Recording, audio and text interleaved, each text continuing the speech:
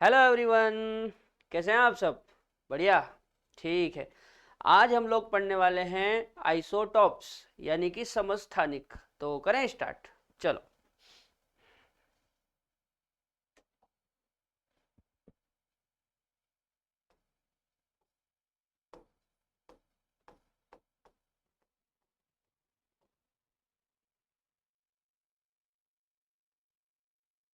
Isotopes समस्थानिक ये क्या होते हैं, सुनो। जिनके परमाणु क्रमांक समान होते हैं उनको बोलते हैं आइसोटॉप्स। ठीक है, क्या समान होते हैं? परमाणु क्रमांक। तो हम लिखेंगे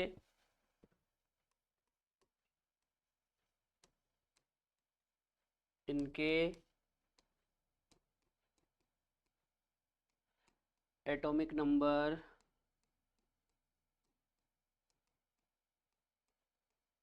समान होते हैं। ठीक है, क्या समान होते हैं? Atomic number. अब एटॉमिक नंबर तो समान होते हैं लेकिन मास नंबर इनका अलग अलग होता है। तो आगे हम लिखेंगे किंतु।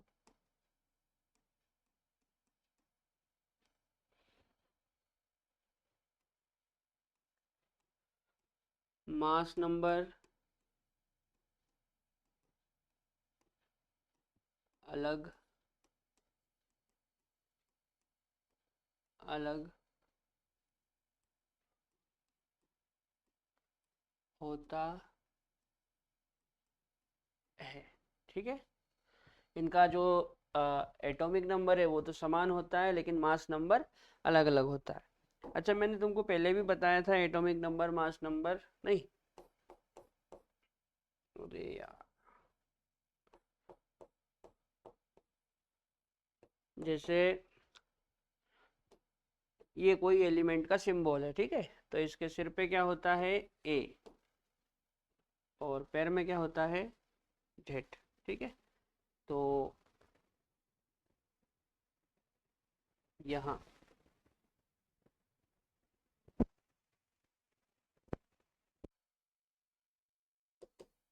यहाँ ए क्या है बेटा? तो ये को बोलते हैं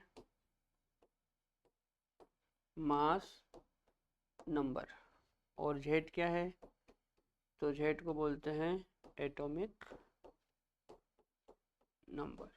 ठीक है, यानी कि जो आइसोटॉप्स होते हैं, कौन? आइसोटॉप्स, उनके एटॉमिक नंबर तो सेम होंगे लेकिन मास नंबर कैसे होंगे? अलग अलग। बताओ, इतना समझ में आया? जो आइसोटॉप्स होंगे उनके एटॉमिक नंबर समान होंगे लेकिन मास नंबर अलग अलग होंगे। ठीक, चलो हम कुछ उदाहरण से समझते हैं। जैसे मान लो हम हाइड्रोजन के आइसोटॉप की बात करें तो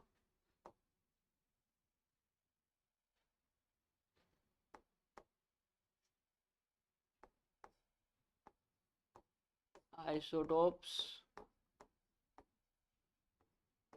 ऑफ हाइड्रोजन। ठीक है, तो बेटा हाइड्रोजन के तीन आइसोटॉप होते हैं। कितने होते हैं? तीन। ठीक है, चूंकि जो आइसोटॉप होते हैं उनका एटॉमिक नंबर सेम होता है तो इनका तीनों का एटॉमिक नंबर सेम होगा। वन, वन और यहाँ भी वन। लेकिन मास नंबर अलग अलग होता है। तो इसका मास नंबर होगा एक, इसका होगा दो और इसका होगा तीन। ठीक है, यदि हम इनमें प्रोटॉन की बात करें तो प्रोटॉन इसमें एक होगा,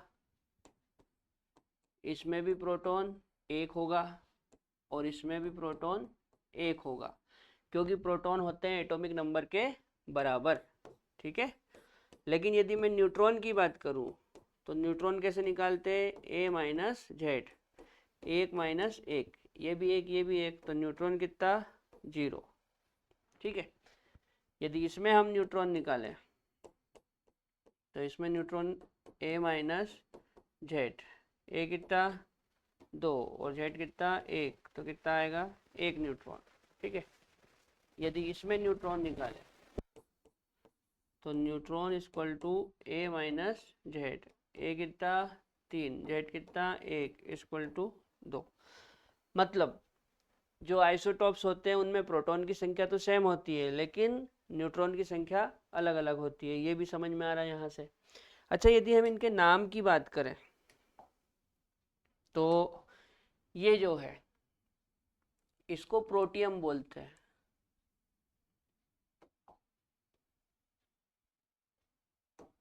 क्या बोलते हैं इसको? प्रोटियम। ठीक है, जो हाइड्रोजन का 1 नंबर वाला समस्थानिक है उसको क्या बोलते हैं? प्रोटियम। ये जो 2 वाला है इसको बोलते हैं ड्यूटेरियम। ड्यूटेरियम उसको क्या बोलते हैं? ड्यूटेरियम। और जो 3 वाला है इसको कहते हैं ट्राइटियम। क्या कहते हैं? ट्राइटियम। तो हाइड्रोजन के 3 समस्थानिक है, कौन कौन से? प्रोटियम, ड्यूटेरियम और ट्राइटियम। याद रहेगी बात? एक बार नोट कर लो।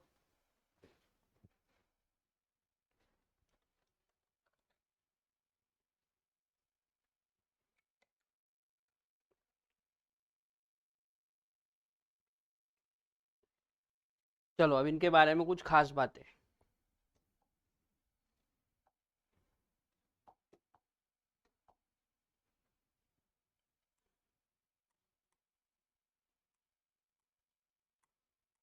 याद रखें, है ना?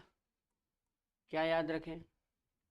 सुनो, जैसे मान लो मैंने 2 प्रोटियम ले लिए और 1 ऑक्सीजन ले लिया, तो यहाँ पे बनता है H2O।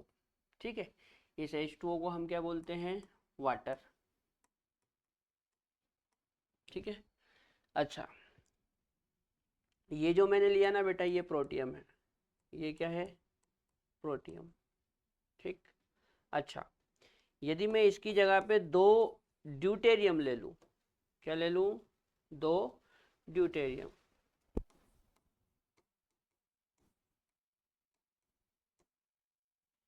और 1 ले लें ऑक्सीजन, तो ये बनेगा आपका D2O। इस D2O को हैवी वाटर बोलते हैं। क्या बोलते हैं? Heavy water. ठीक है, यदि आप प्रोटियम लोगे और ऑक्सीजन लोगे तो क्या बनेगा? वाटर। लेकिन आप ड्यूटेरियम लोगे और ऑक्सीजन लोगे तो क्या बनेगा? Heavy water. याद रहेगी बात? अच्छा, ये जो हैवी वाटर होता है इसका यूज़ बेटा न्यूक्लियर रिएक्टरों में होता है ना? तो वो आगे कभी देखेंगे। अभी यहाँ पे मैं आपको वाटर और हैवी वाटर में ऑक्सीजन का परसेंट निकालना सिखाता हूँ। ठीक है, जैसे मान लो हमको परसेंट निकालना हो किसी एलिमेंट का, है ना? तो फॉर्मूला क्या होता है? Percentage of element. Percentage of element equal to mass of element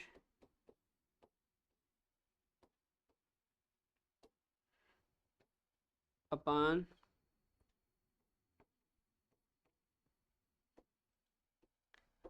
total mass of compound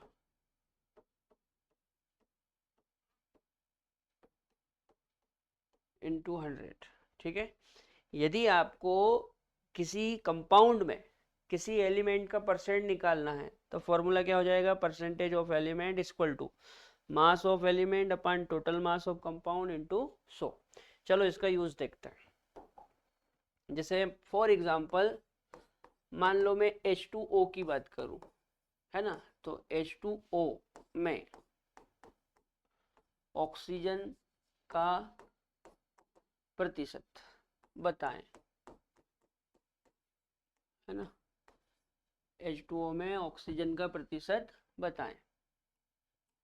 तो यदि मेरे को ऑक्सीजन का प्रतिशत निकालना हो तो मैं ऐसे निकालूंगा, परसेंटेज ऑक्सीजन इक्वल टू, ऊपर ऑक्सीजन का मास रखेंगे तो इसमें H2O में ऑक्सीजन का मास कितना होगा 16, और H2O का टोटल मास कितना होगा 18 इंटू 100। ठीक है, ऐसा करो, इन दोनों को 2 से डिवाइड कर दो, तो 2 से भाग देने पर, ठीक है, जब आप 2 से भाग दोगे तो ये जाएगा 8 बार और ये जाएगा 9 बार, है ना, 2 8 16 और 2 9 18 इंटू 100। अब ऐसा करो, 100 का 8 में गुणा करो तो ये हो जाएगा 800 बाई 9। ठीक है, 9 का पहाड़ा पढ़ो तो 9 8 72, फिर कितना बच जाएगा 8, फिर 80 हो जाएगा, फिर 9 8 72, फिर 8 बच जाएगा, फिर दशमलव लगा के 0 उतारेंगे, फिर 80 हो जाएगा, फिर 9 8 72। इस तरह से ये चलता रहेगा।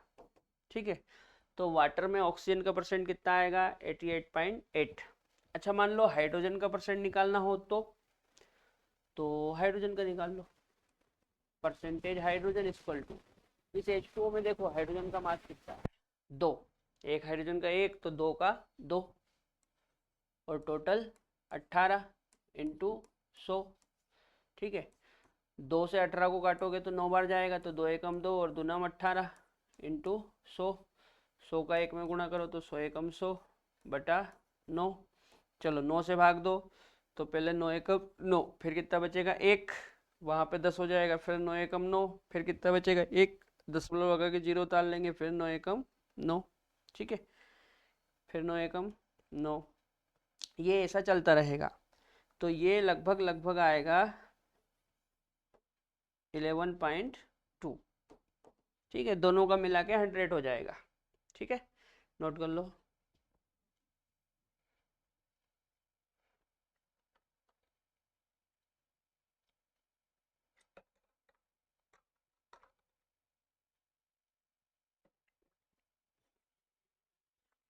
चलो आगे बढ़े।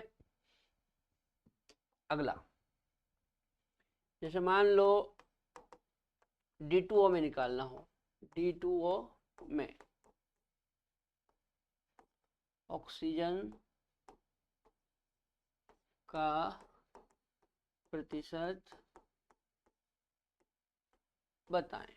ठीक है, तो परसेंटेज ऑक्सीजन इक्वल टू, देखो ये जो D2O है, इस D2O में एक ही ऑक्सीजन है, तो एक ऑक्सीजन का कितना होता है 16, और D2O का टोटल कितना होगा 20। क्यों? क्योंकि देखो जो ड्यूटेरियम है उसका मास 2 होता है, अभी हमने देखा था पीछे।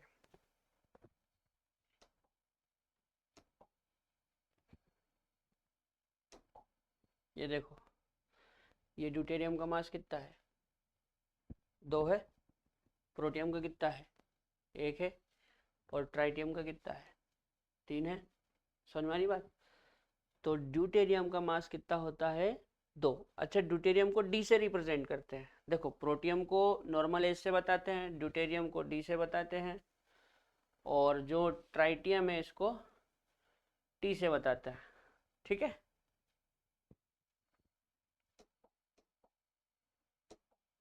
तो ड्यूटेरियम का कितना 2, अब एक ड्यूटेरियम का 2 तो 2 ड्यूटेरियम का 4, तो 4 ये और 16 ये, टोटल कितना हो गया 20 इंटू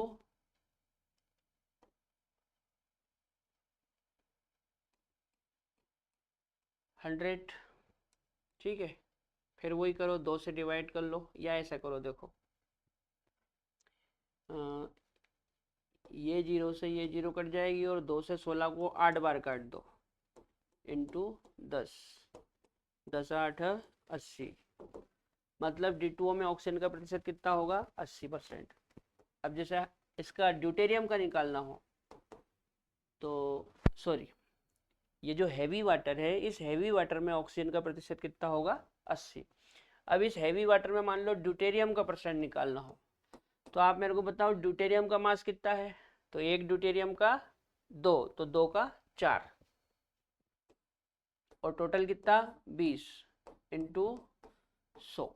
ठीक है, यहाँ पे फिर वही चीज़, ये 0 से ये 0 कट जाएगा और 2 से 4 कितनी बार जाएगा, 2 बार, इंटू 10 इक्वल टू 20%। ठीक है, तो 80% ये और 20% ये, टोटल कितना हो गया, 100%। बोलो समझ में आया? कंफ्यूज तो नहीं हो रहे हो ना? देखो ऐसा है, ये जो आपका D2O है, इस D2O में एक ड्यूटेरियम का होता है 2, तो यहाँ पे ड्यूटेरियम कितने हैं, 2, और ऑक्सीजन का 16, इक्वल टू 2 दूनी 4 प्लस 16, 16 4 20। ठीक है, तो जो हमारा वाटर होता है उसका मॉलिक्यूलर वेट आता है 18, जबकि जो हैवी वाटर होता है उसका मॉलिक्यूलर वेट कितना आता है, 20। बोलो याद रहेगी बात? इस तरह से कर लोगे। देखो ये फॉर्मूला आप कहीं भी लगाओ, किसी भी कंपाउंड में लगाओ, परसेंटेज आ जाएगा, है ना। जैसे यूरिया में नाइट्रोजन का परसेंट निकालना हो, NaOH में ऑक्सीजन का परसेंट निकालना हो, H2SO4 में सल्फर का परसेंट निकालना हो, सबका आंसर आ जाएगा। ठीक है, फॉर्मूला क्या है, जिस एलिमेंट का परसेंट निकालना है उसका मास रखेंगे ऊपर और नीचे कंपाउंड का टोटल मास इनटू 100, ये करना होता है। ठीक है, एक बार इसको नोट कर लो।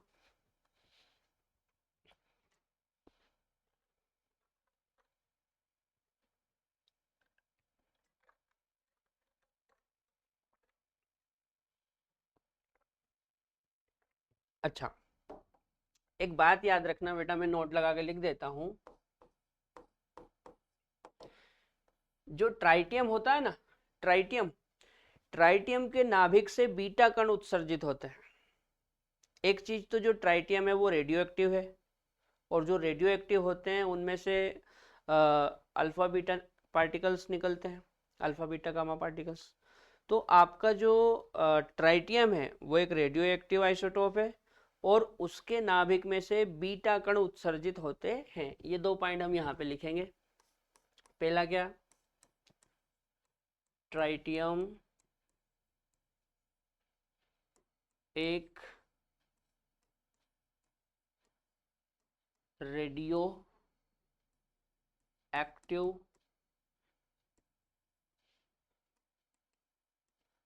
आइसोटोप है।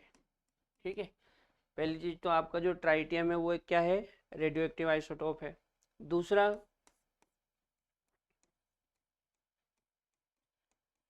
ट्राइटियम के न्यूक्लियस में से बीटा कणों का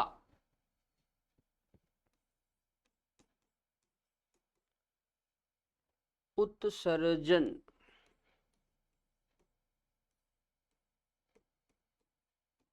होता है। इस बात को याद रखना, जो ट्राइटियम है वो एक रेडियो एक्टिव आइसोटोप है। ठीक है, और जो ट्राइटियम होता है इसके न्यूक्लियस में से यानी कि नाभिक में से किन का उत्सर्जन होता है, बीटा कणों का। याद रहेगी बात? आगे बढ़े, चलो। इसके बाद हम बात करेंगे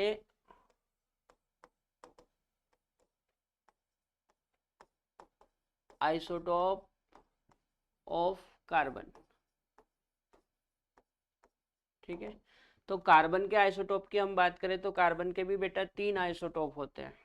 कितने होते हैं, 3। कार्बन 12, कार्बन 13 और कार्बन 14। चूंकि ये आइसोटोप है और जो आइसोटोप होते हैं उनके एटॉमिक नंबर सेम होते हैं, तो इनके सबके एटॉमिक नंबर सेम आएंगे। ठीक है, अब इसको कार्बन 12 बोलते हैं, इसको कार्बन 13 और इसको कार्बन 14। ठीक है, कार्बन 12 में यदि आप प्रोटॉन निकालोगे तो कितने आएंगे, 6। ठीक इसी प्रकार कार्बन 13 में भी प्रोटॉन कितने आएंगे, 6, और कार्बन 14 में भी प्रोटॉन कितने आएंगे, 6, क्योंकि प्रोटॉन होते हैं एटॉमिक नंबर के बराबर। लेकिन न्यूट्रॉन अलग अलग आएंगे। न्यूट्रॉन इक्वल टू क्या होता है, A माइनस जेड, ए कितना 12 माइनस 6 इक्वल टू 6। यहाँ पे neutron equal to A minus Z, A कितना 13 माइनस 6 इक्वल टू 7, यहाँ पे neutron equal to A minus Z, A कितना 14 माइनस 6 इक्वल टू 8। बोलो इतना समझ में आया? अच्छा, दो बातें और हमको इनके बारे में लिखना है। क्या? देखो इधर, जैसे जो कार्बन 12 होता है इस पे आधुनिक परमाणु भार पैमाना आधारित है। जो मॉडर्न एटॉमिक वेट स्केल है, आधुनिक परमाणु भार पैमाना, वो कार्बन 12 पर आधारित है। ठीक है ना? तो ऐसा लिख सकते हैं अपन, आधुनिक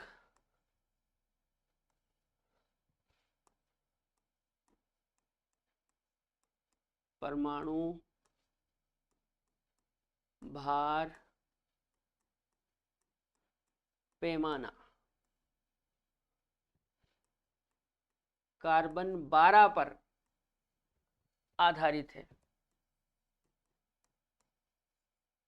किस पर आधारित है? कार्बन 12 पर आधारित है। ठीक है? जो आधुनिक परमाणु भार पैमाना है वो किस पे आधारित है? कार्बन 12 पर। ठीक है? कार्बन 12 पे कैसे बेस्ड होता है ये, वो मैंने बेसिक केमिस्ट्री में पढ़ाया था। ठीक है? तो वहां पे जाके आप देख लेना। दूसरा एक चीज होती है कार्बन डेटिंग। क्या? Carbon dating. कार्बन डेटिंग में कार्बन 14 का उपयोग होता है।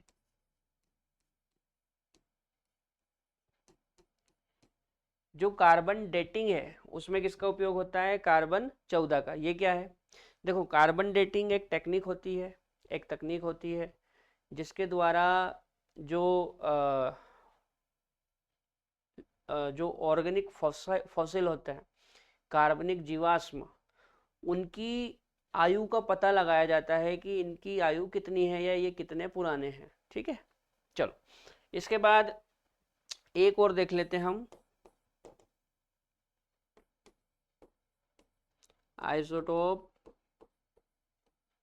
Of chlorine.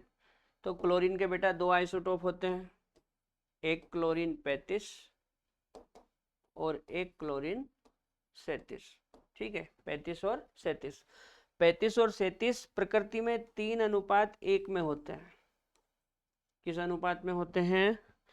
3:1 में। याद रखना, जो क्लोरीन होता है उसके दो समस्थानिक होते हैं 35 और 37, जिनका अनुपात क्या होता है? 3:1। ये प्रकृति में 3:1 में मिलते हैं। ठीक है? अब आइसोटोप तो और भी बहुत सारे होते हैं, जैसे ऑक्सीजन का होता है, नाइट्रोजन का होता है, लेकिन वो सब हमको डिस्कस करने की ज़रूरत नहीं है। ठीक है? तो हमारा यहाँ पे आइसोटोप कंप्लीट हो जाता है।